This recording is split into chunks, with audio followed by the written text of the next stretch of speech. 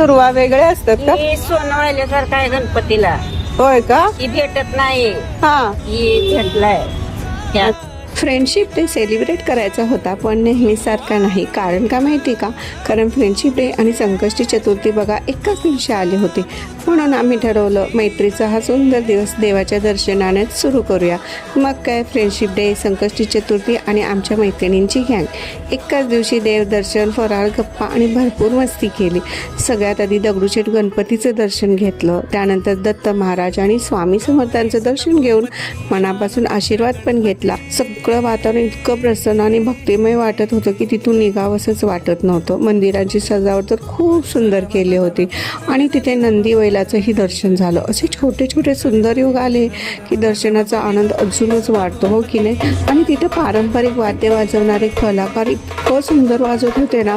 पण गंमत म्हणजे त्या वाद्याचं नावच आम्ही विचारायचं विसरून गेलो. तुम्हाला माहीत असेल तर नक्की कमेंटमध्ये सांगा. दर्शन झालं आणि मग संकष्टीचा मस्त फराळ केला. उपवास असला तरी मैत्रिणीसोबतचा फराळ म्हणजे मज्जाच वेगळी असते. आणि शेवटी थोडा वेळ गार्डनमध्ये जाऊन गप्पा, फोटो, रील्स केल्या. फ्रेंडशिप डे साजरा करण्यासाठी काही मोठं करण्याची गरज नाही. देवाच्या आशीर्वादाने सुरू झाला फ्रेंडशिप डे आणि मैत्रिणीच्या सुंदर आठवणी घेऊन